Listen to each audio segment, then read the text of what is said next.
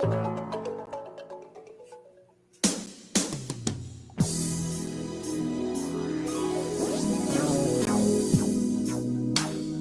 people who are darker than blue, don't let us hang around this town and let what others say come true. We're just good for nothing, they all figure. A boy's grown up shiftless jigger. Yes, indeed, ladies and gentlemen, it is Friday, November 14th at 5 p.m. So that must mean I am Jackie Luqman, and this is Darker Than Blue on WPFW 89.3 FM in the Washington, D.C., Maryland, and Virginia area. And for everybody watching on Black Liberation Media on YouTube, on Luqman Nation on YouTube, Black Liberation Media, or Luqman Nation on Facebook, and Luqman Nation on Instagram. Peace, everybody. What's going on? And all of you also watching on Luqman Nation on Patreon. I appreciate you. Thank you so much. Oh my gosh, my friends, there is so much going on in the world. There's a lot that I could just catch up on because there was so much going on last week. And last week we did not have Darker Than Blue because I got caught up in the flight delays from the shutdown. That's not even important. I'm here. I'm fine. We're all here. It's good because what is happening in the Caribbean right now supersedes everything as far as I'm concerned, because I think we are witnessing how close we really always have been to World War III. And what we're going to talk about today, I think, is not one of the only reasons, but I really believe it's the only reason that we have not actually been in the middle of World War III so far. And that's because of the restraint that other nations have shown in the face of endless U.S.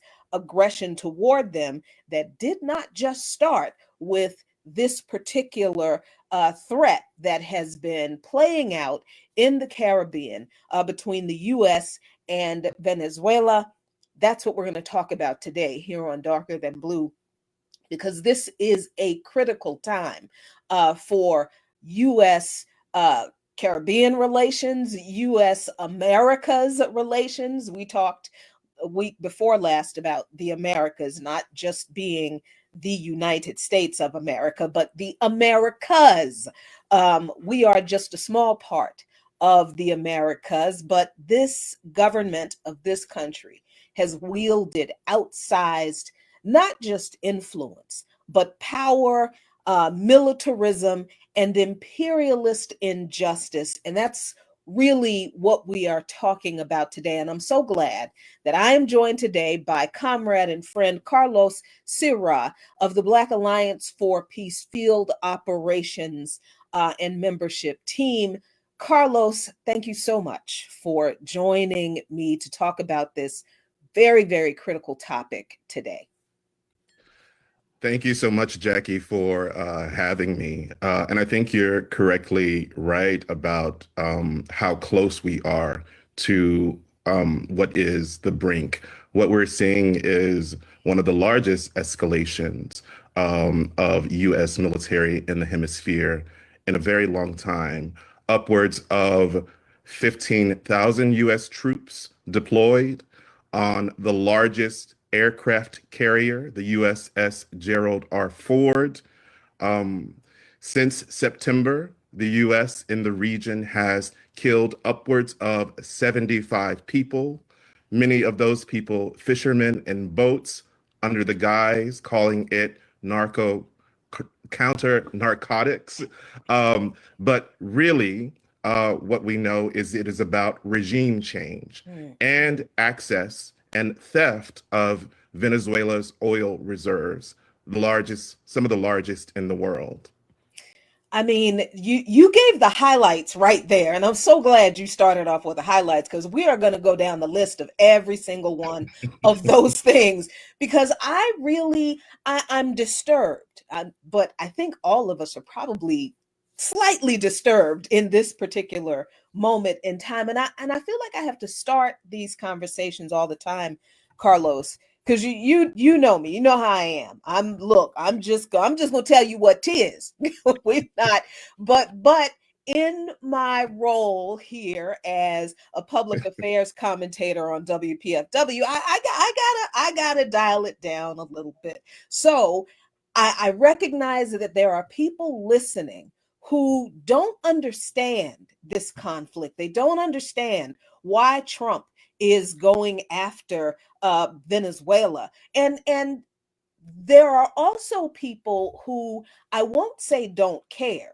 What I will say is they believe what is being said about Venezuela, not necessarily because they're Trump supporters, but because they're Americans, right? And we are indoctrinated to believe that President Nicolas Maduro is a dictator, that Hugo Chavez before him was a dictator, that President Diaz Canel of Cuba is a dictator, that President Xi Jinping in China, dictator, Vladimir Putin, dictator. Anybody, any leader of a country that does not have a capitalist system as a part of its economic and political foundation, the United States indoctrinates Americans to believe that those countries are not free,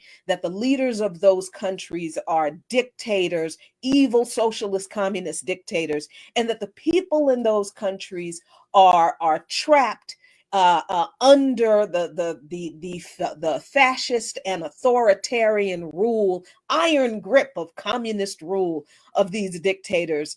But I am not this time going to offer my personal perspective because I've actually been to Venezuela, right? So I could say a lot about those things not being true, and I have, but then that would just defeat the purpose of us having you here. So, Carlos, for people who believe that Trump and Hegseth are actually taking out narco traffickers who are trying to bring fentanyl to the United States to addict all of these hardworking Americans.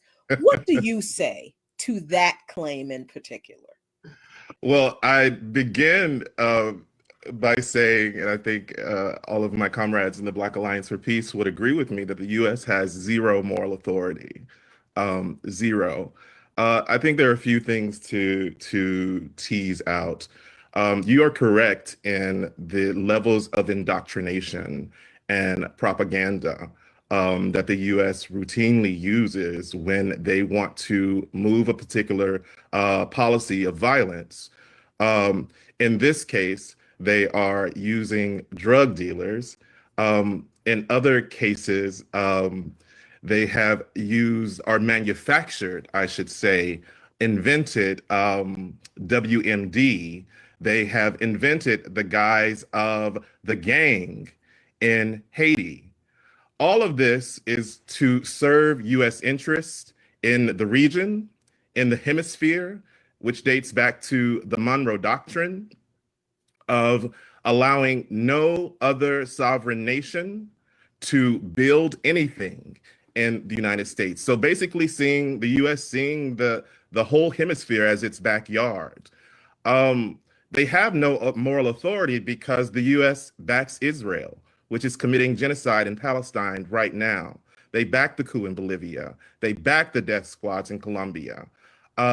They're backing the aggression and continued occupation of Haiti. And I don't think it's whether like we like Venezuela's government. That isn't up to Americans to decide Mm. who Venezuela's future is. That is up to the Venezuelans. And the question we should be asking is, do the Venezuelan people get sovereignty or do they get regime change? Do they get self-determination or do they get occupation? And I think those are the only questions that matter. And I think to that end, that is why the Black Alliance for Peace, in conjunction with uh, many other organizations throughout the hemisphere, are calling for a week of action to say no to this war, and to say yes to regional cooperation among peoples to advance the hemisphere as a genuine and abiding zone of peace, which is free from U.S. militarization and U.S. Aggression. Carlos, people are going to hear that and say, "Oh, that's wonderful. That's very nice. That's what you think." But those people are trafficking drugs. We saw the pictures because, even though the Trump administration and the Department of War, because and let me just give y'all a little bit of a side. Stop tripping out about the fact that they renamed the Department of Defense Department of War, because that was the original name. It really was. I'm not making this up. I know some people listen to me sometimes and they're like, she is making this stuff up. It's not that bad. This country has never been no, I'm seriously not. I don't make anything up. What I tell you is the truth, and I'm not kidding. The original name of the Department of Defense was the Department of War, and it was created to genocide the indigenous people. That's where it came from. So yeah, so they're just being honest about their original purpose. That's all they're doing, and we can say a whole lot about Donald Trump and this current regime, but we can't say that they're lying about what they're doing, can we, Carlos? They're pretty honest about what it is they intend to do here. But for people who are saying, this country has a right to defend itself, because we seem to love that phrase. When it comes to mass murderers, the mass murderers have a right to defend themselves. People are saying, but they're bringing drugs. They're trafficking drugs into this country. Has there ever been any evidence presented that claim is true? But then here's I don't like to call it devil's advocacy, but here's a little advocacy for the people who still may not believe it. Even if there was evidence, should this be the way this government handles such a situation, Carlos? Yeah. So this is propaganda. It's naked propaganda. The UN Office on Drugs and Crime, their own reports show Venezuela is not a major trafficking hub. The US DEA's own data says the same thing. They're using the same playbook that I think they used in Colombia in the 80s and the 90s, war on drugs. And much of the later pretext of Afghanistan was to counter narcotics of coming into purportedly coming into the U.S. And every single time, it's a lie to cover for regime change and resource theft. Um, um, and listen to like what they're saying about the people who are in fishing boats. The Department of War is comparing them to Al Qaeda. That's not security analysis. That's racist justification for mass murder. It's racist justification for extrajudicial murder. So, I think if we follow this logic, and why it is so dangerous, this logic, because if drug dealers can be and should be summarily killed, that has implications for people living in the purported United States. And so that's one of the things that I would say to Americans. I could. I'll stop there. because if we were having this conversation outside of a public, oh, we have a whole lot more to say, and we can't say it on the air. And I want to make sure that people understand that this is not a new struggle.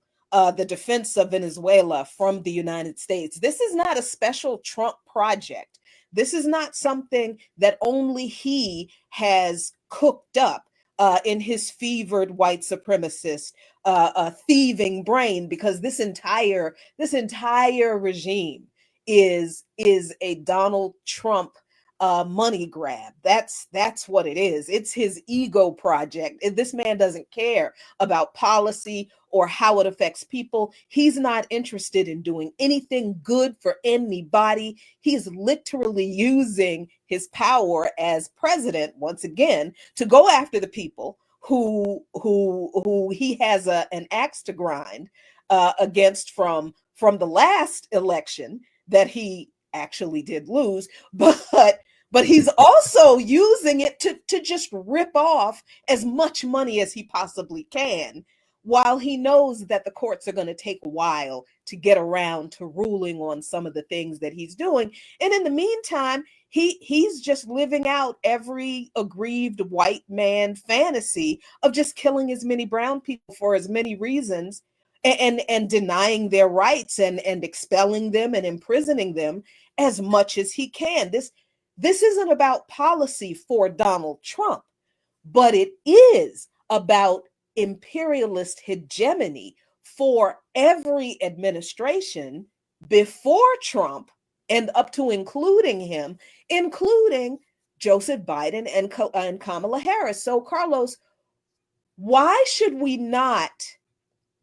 What would help people to be clear that this is not just some random thing that Trump decided to do? What was the Biden administration doing in regard to Venezuela before now? So a few things. I think we have to also kind of contextualize the broader region that surrounds Venezuela as well. We have Haiti, we have Puerto Rico, we have Ecuador and Colombia. And US policy, no matter who the president has been to destabilize these countries, to gain more traction in the Americas, and also to do regime change in Bolivia. Biden provided military support to Ecuador's right-wing government. He and his vice president certainly went around the Caribbean, garnering support to kind of destabilize Haiti. And why all of this is important, because of the seaways, the passages, the staging grounds that they're using. Puerto Rico in particular, who is vying for its own sovereignty. Haiti, Haitian people who are vying for their own sovereignty in the region, have to kind of come up against the US military, seeing them as kind of strategic posts to thwart Venezuela, in a larger effort, I think, to thwart China from making inroads in the Americas. Biden threatened to use Guantanamo for deportees. This is the Pentagon's full spectrum dominance, and that has been bipartisan. Southcom has 76 bases throughout the hemisphere. Those have been built over decades by both parties. Crippling sanctions, and we have to recognize and remember that sanctions are war. Upwards of 7 million Venezuelans had to flee their country because of those sanctions. Crippling sanctions on Cuba, crippling sanctions on Nicaragua. These are a product of both parties. And I think what we're seeing now is the US kind of doing what it always does, which was reverting to brazen colonialist expansion, full military control of the hemisphere, imperialism, aggressive economic coercion, and using divide and rule tactics through compradors and puppet governments, all wrapped in, I think, vulgar white supremacist nationalism. And it's that vulgar white supremacist nationalism that we see from these compradors. Understand, we're not just talking about the US government under every administration and what they want to take from Venezuela. We're going to get there in a minute, Carlos. But we see the agents in Venezuela, because we anti-imperialist organizers talk all the time about the comprador class, certainly here among our people, but also in other countries, even countries that are the sites of imperialist aggression, because those members of the comprador class in those countries are there to assist with the US's efforts in regime change and in carrying out these coups against, yes, democratically elected leaders in those countries. But the difference is those leaders, like Maduro, rely on socialism to redistribute the resources that the country makes from their natural resources, oil and gas and other things that are sold on the open market, and they redistribute those profits to meet the needs of the people. So that money doesn't go to the CEO of the oil company in Venezuela. PDVSA is a state owned oil company. So the state earns those profits from the sale of oil from Venezuela, and that money goes to build housing for people, to provide free health care to all of the people in Venezuela, and to meet the people's needs, to fund education for everyone in Venezuela. But there are some people in Venezuela who don't want that. And that's where the white supremacist, white nationalist comprador narrative or assistance comes in. Because, Carlos, in the last administration, that representative was this guy named Juan Guaido. This time, I was surprised by how this person emerged, because, man, you want to talk about Western systems showing their whole posterior. The Nobel Peace Prize is it's illegitimate now, and why is that, Carlos? Yeah, what's her name? Carmen Machado. Uh-huh. Yeah, I mean, they have a word for these people. What are they called? Gusanos, little worms. Yes. Uh-huh. And rightly so. Like, yeah, I don't know the history of that organization, the Nobel Prize, but I know luminaries have got it, and I found it curious in this moment of all times that this person gets this to make this very large platform, to make a very large claim to build war and support for the United States against the people of Venezuela.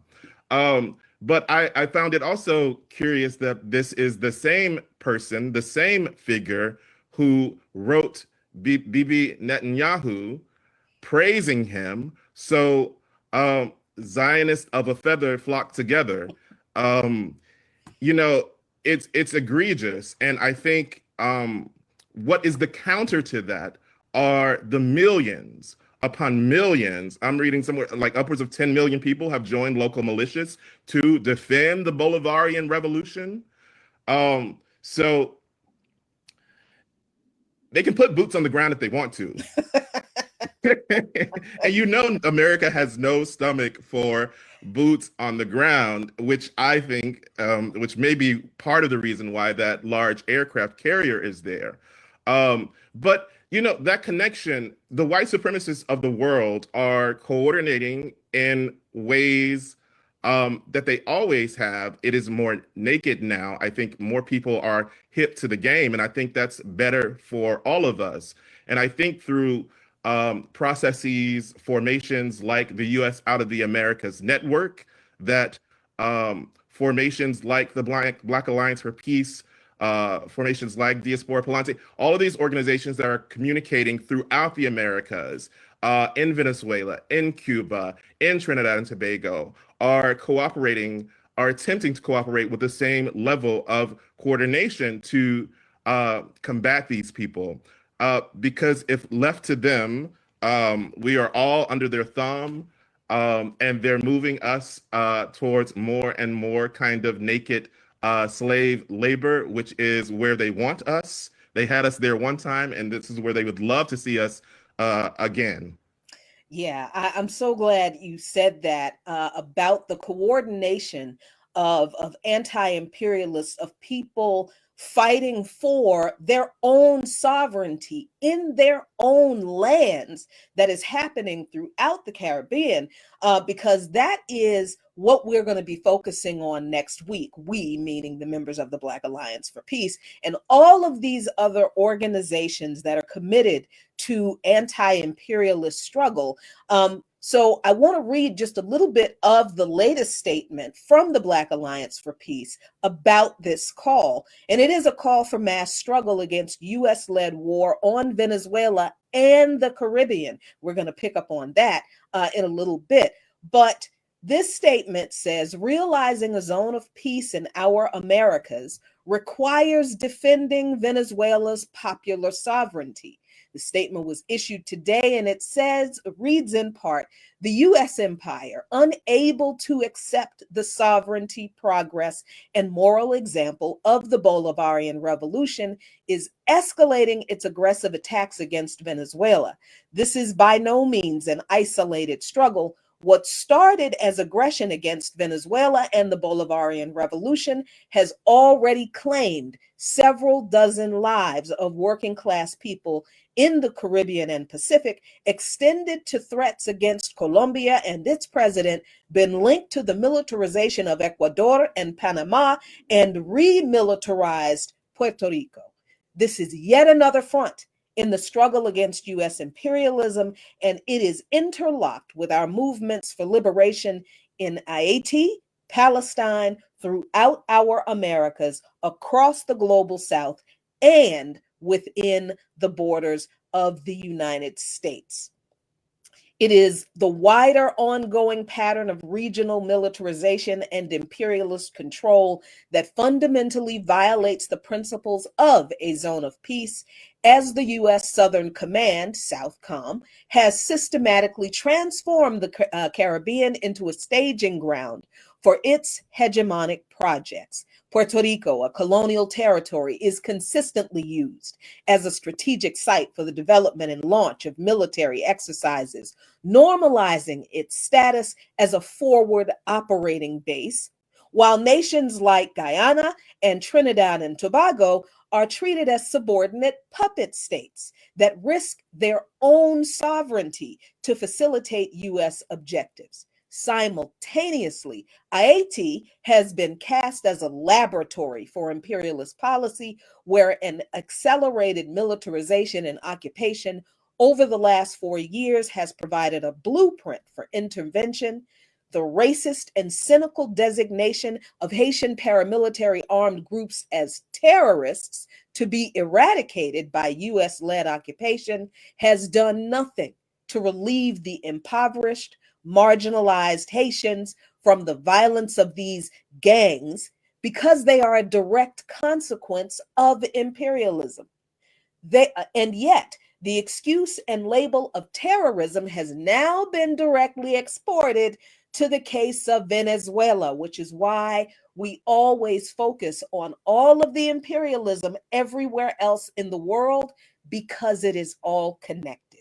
There, the statement continues, the U.S. Department of War cynically compares Caribbean people in fishing boats to Al Qaeda, a transparent tactic to manufacture a pretext for full military invasion and attack.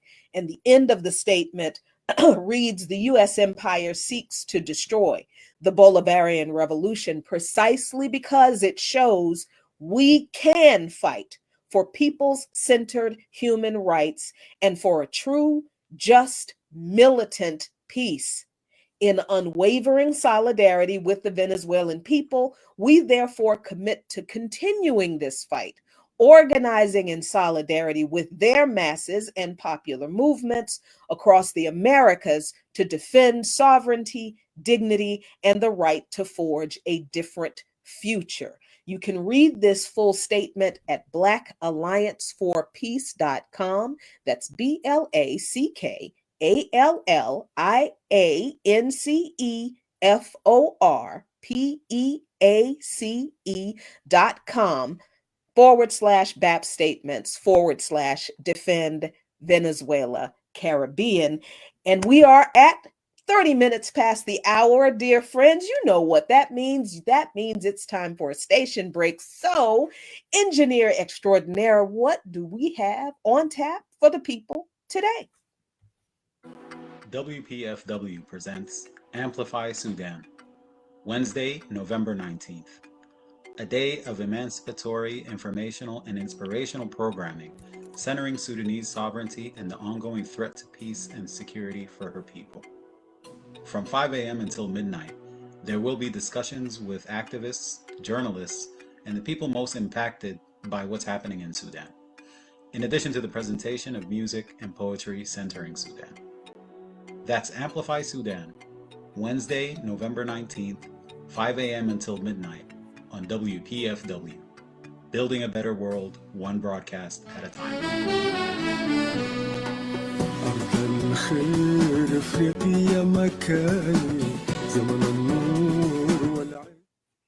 Thank you so much. And I sincerely hope you all join in, tune in, listen in to our special programming on Sudan that the announcement just gave. It is critically important because guess what?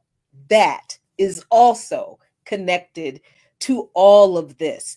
But Carlos, the BAP statement and the previous one before it, because there was a previous statement issued on October 23rd, when some of the first attacks against Caribbean fisherfolk, let's be clear, these are fishing boats.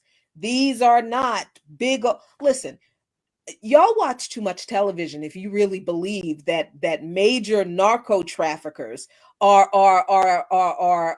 transporting all of their drugs in teeny tiny little fishing boats that everybody can see in the middle of the day, early in the morning. Who does that? Narco traffickers don't do that.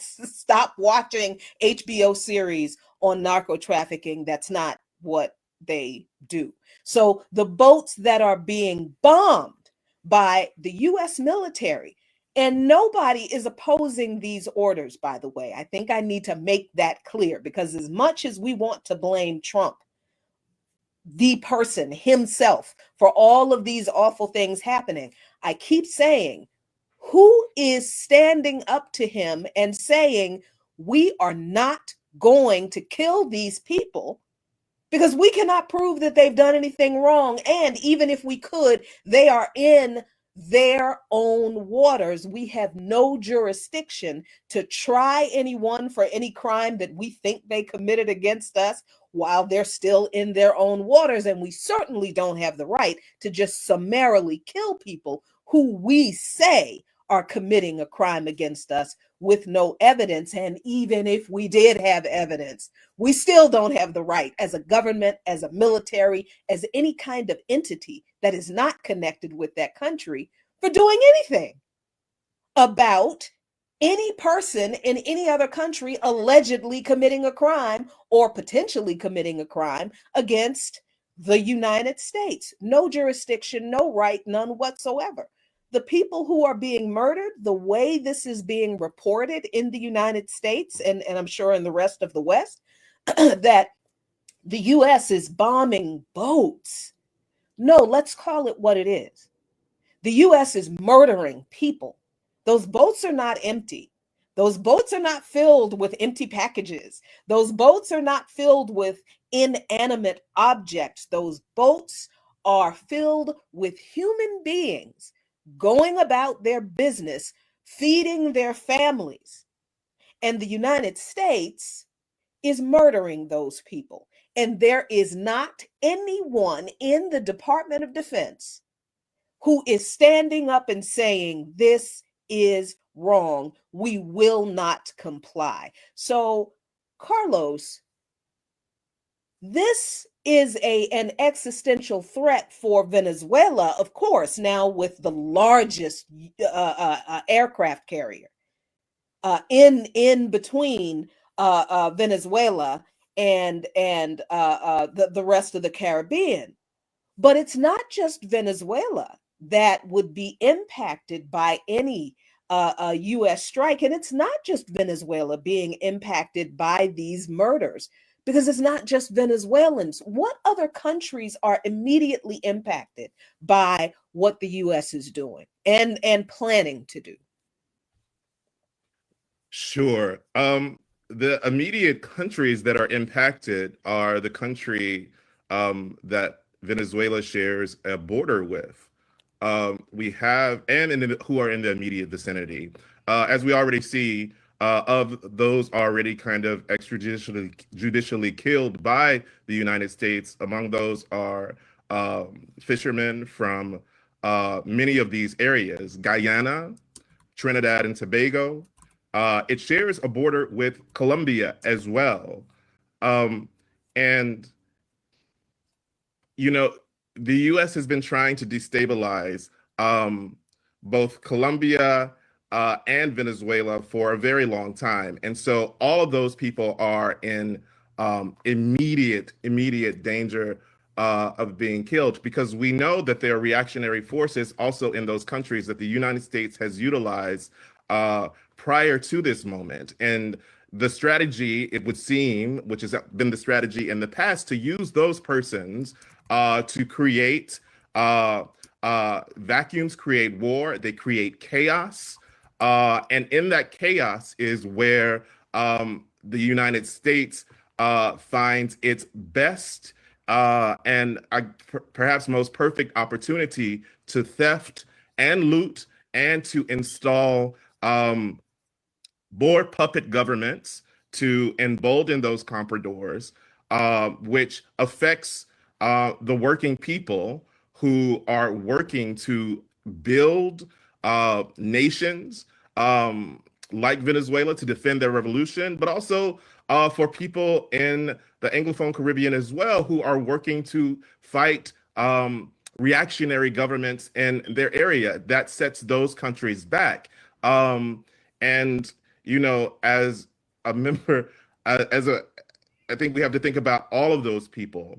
We're the Black Alliance for Peace, the Black diaspora who lives in all of those countries. Venezuela has one of the largest, you know, populations of Africans living in South America as well. Say that again. Say it again, because people act like we don't live anywhere but here. Africans and Black people are all over there. It's like 1492 happened. Like they brought the slaves to everywhere in the Americas. And those people are fighting for self-determination with us, parallel to us. And Black Alliance for Peace exists so that we can coordinate with those folks so that we can liberate all of us. You know, Haiti, the first Black republic, under occupation right now. Venezuela has massive Afro-Venezuelan communities. And I'm thinking about the earlier question that you brought, like, what result? You know, the theft has real kind of material consequences, even for people in the United States. Venezuela produced a tremendous amount of oil and was generous with those oil. Yes. So when we think about winter and affordability here in the United States for people, you know, the eggs are high, the heating is high, the government has just been shut down. Venezuela had a program, a very successful program that was extending low cost, quite nearly free heating oil for people in the United States. And they did that throughout the Americas. They extended that to Haiti at very low cost as well. And so those are real material consequences of aggression and war in Venezuela. And with the theft of Citgo, it just kind of puts all that in relief. United States, in collaboration with the comprador Gusano Juan Guaido, helped that theft. The UK holds Venezuela's gold as we speak right now. That's right. Sanctions are just straight up thievery. I mean, we say sanctions. It's just like, I'm taking your stuff, you're not getting it back.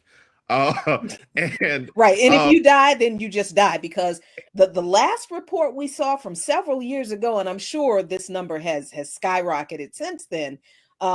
This was, I think, more than 5 years ago when it was reported that sanctions at that time, this is more than 5 years ago, sanctions against Venezuela were projected to have caused the deaths of at least 40,000 people in Venezuela. This was more than 5 years ago.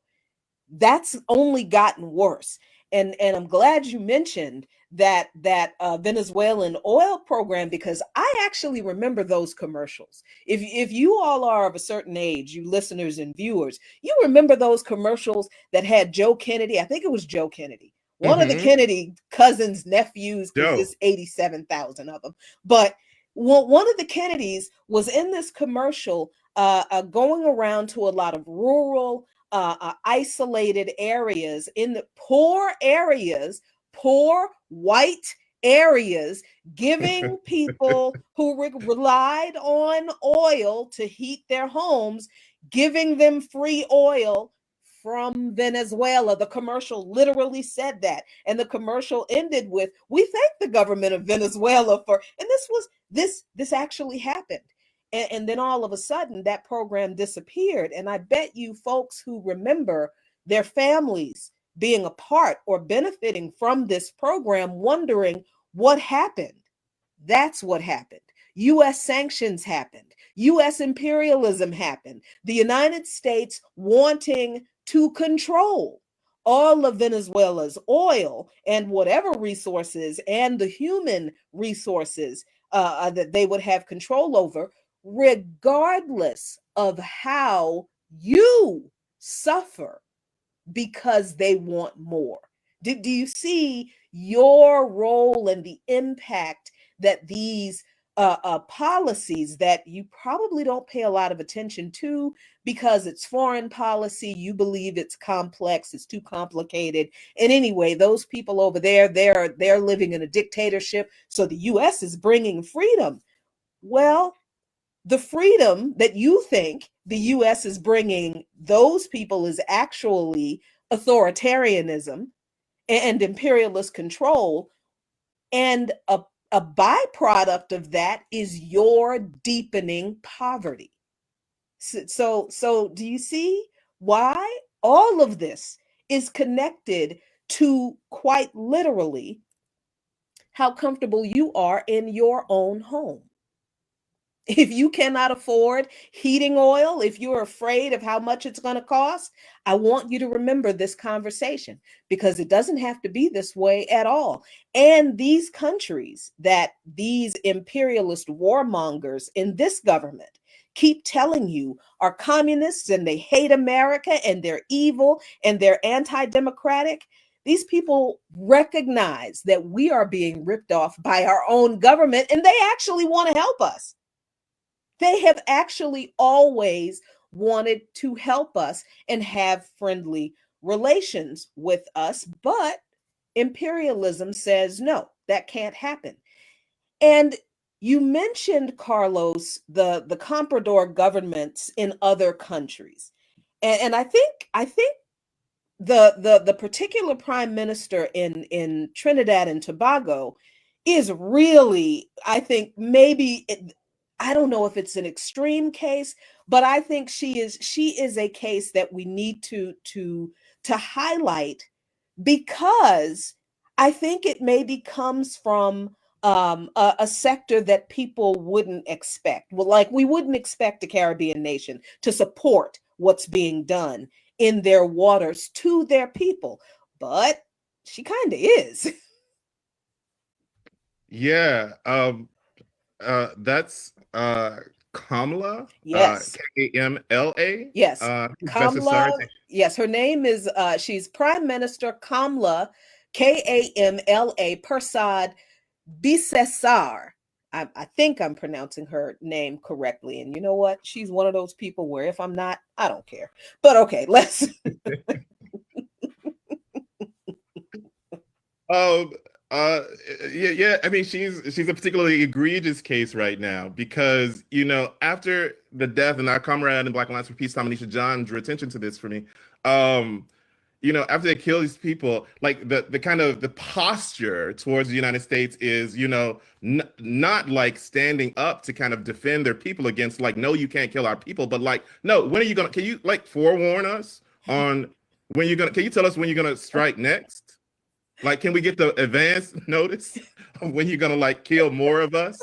Um, Can you give us a map and a list and a timeline so we so we can can line watch? them up for you. We'll pay our tribute for the U.S.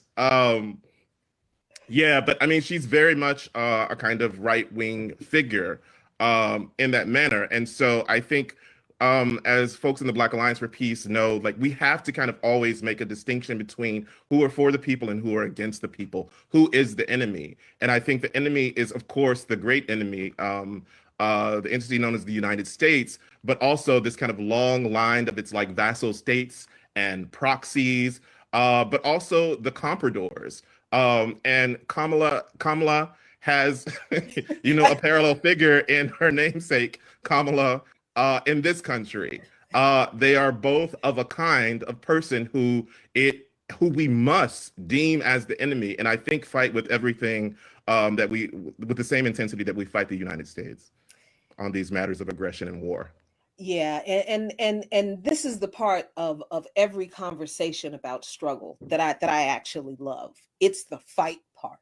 Because this is where the people are. We do have to analyze all of the different aspects that create and coalesce to bring us to these moments. This again, dear listeners, and those of you who are viewing, again, this is not something that emerged out of the fevered brain of Donald Trump. This is a part of the U.S. project extending the Monroe Doctrine into the 22nd century. This is not going to stop unless the people stop it.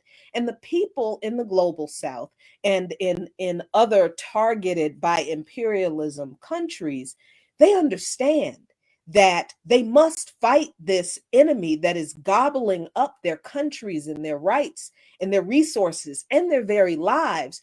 They're really, and I think now, Carlos, they're not waiting for us to join in. They've identified those of us in the imperial core who are ready for this fight. And that's why we're engaged in this global effort to stand with and defend Venezuela. So let's talk about that fight. What does this look like for us inside the imperial core to engage in this struggle for not just Venezuelan sovereignty and self-determination, but the sovereignty and self-determination of all the people in the Caribbean region and beyond? Certainly. I think we have to act, and I think the first order of things is naming a thing as such, which we are doing right now. I think shows like yours and the ecosystems like this that are calling attention to this, and also grateful for the call to do the week of action, and that's taking many forms. The week of action is robust. All of the BAP structures are mobilizing. All of our citywide alliances. The first one of those starts tomorrow. There is in Philadelphia a rally in front of the city hall at 2 p.m. So get there to talk about this very issue, to draw attention. We have to educate our people. BAP organizes, it also educates to defeat this war against African peoples, both in the domestic United States and throughout the region and abroad. And I think lifting up that zone of peace as an ideological concept on the one hand, but also as something material to be gained for and by the people, which has at its very core mutual respect and sovereignty for the peoples of this hemisphere, which I think by extension we want that for all peoples in the world. And so that looks like educating people. It looks like agitation. It looks like person by person, really building kind of momentum to stop this war. Um, you know, we're on the brink of war right now, and there's hardly a peep. Hmm. And this is like not very far from us. And I don't think people understand like this can touch you. This will touch you. Hmm. And it is in your best interest to stop it before it begins. Because we know that war takes tremendous amounts of resources from the people and these kind of wars of aggression by these people. But I think we also have to say that if there is a war, that we have to fight on the side of the people. And we have to stand in solidarity with people against any kind of imperialism wherever we meet it. Absolutely. And that brings us right back to my theory that we started this conversation with, that the only reason we are not in the middle of World War III right now is because of the restraint of other countries, and the quite honestly, the love of humanity that other countries show toward other people.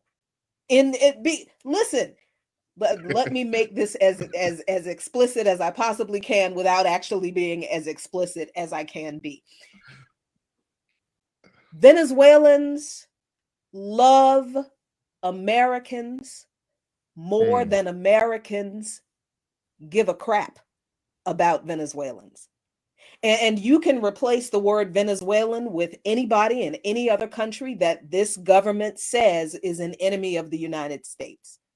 That is absolutely true of every country that exists, I believe, that has adopted for itself people centered human rights anywhere in their governance structure, and particularly countries that have adopted socialist or communist ideologies, because the foundation of socialism is justice, fairness, and equality for all people. That is a foundational principle in the system of socialism, of the ideology of socialism. What's the ideology of Americanism? Rugged individualism. You can make it on your own, and everybody else in the world knows that's garbage, because humans need each other. We need each other to survive. We need each other. We're social creatures. None of us succeed without others.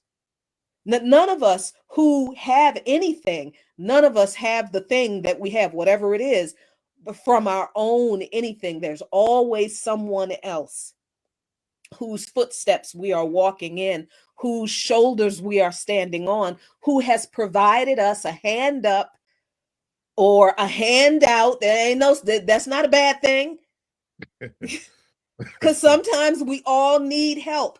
This is a basic human principle that other people in other governments, not in every country, but in many countries around the world, understand. And it is that basic love of humanity that exists in other countries that has kept the world from World War III, while the United States government and its allies in the European Union and their military armed gang of thugs, NATO, is determined to destroy for their profit, not even for the benefit of you or me. And even if it was for the benefit of you or me, I wouldn't want to benefit any kind of way for other people's suffering, from other people's suffering. So, this is the existential human existence level struggle that we engage in as anti imperialists. So, we are engaged in this week of action that came from Venezuela, from Venezuelan civil society, for the week of November 15th through the 23rd.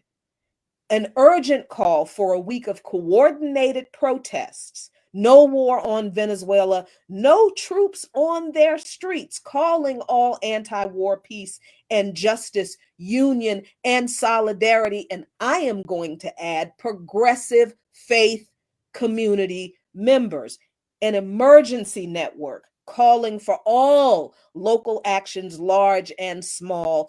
That is why we are engaged in this struggle, because it is the struggle for humanity itself. Is it not, Carlos? Am I being too hyperbolic? Am I preaching too much? Is this not what this struggle is? The struggle for humanity. Certainly. Yeah, you're exactly right. This isn't about governments or personalities. It's it's really about people's right to determine their own futures. I think it's about building a true zone of peace from the grassroots up. It's about recognizing that our liberation here in the United States is bound to the liberation of all oppressed people fighting empire. And I think as Malcolm taught us, we we have a common oppressor. That means we also need common struggle. Mm. And that is our work. Indeed, it is. How do listeners and viewers get involved in this week of action, in this upcoming week, Carlos? Yes, you can check out our events page on the blackallianceforpeace.com. Just Google events, blackallianceforpeace.com, and those events are being listed there. There are events, let me pull up my little list here, in many cities that you can kind of plug into. As I said before, tomorrow in Philly, they'll also, and then there's a thrust of action of happenings on the 19th. It's a coordinated day of action. And so there's a Mid-Atlantic rally on the 19th at 12 p.m. at Barracks Row in Capitol Hill, Washington, D.C. Here in Los Angeles is where I'm calling from. We'll be having a teach-in at Dabu Sound on November 19th. That too will be on the page. Chicago, BAP Chicago and the Anti-War Committee of Chicago will be having a no war on Venezuela on the 19th as well. The New York City, New Jersey will have a rally and subway teach-in. And all of these will be able to be found on that page. One more for tomorrow, if you're in Nashville as well, there's a War on Venezuela event at Pruitt Branch Library. And that is at 1 p.m., as well as teach-ins happening on the 19th in Atlanta, and screenings and more screenings and things of that nature. So tap in with that site and you can get linked to all of those events in your particular city. Absolutely. That site is blackallianceforpeace.com. Carlos, Sirah, thank you so much for joining me. You all, thank you for listening and watching. This has been Darker Than Blue. I am Jackie Luqman. And if things go as planned, I'll see you again next week. Stay tuned for news, views with Garland Nixon. Until next time.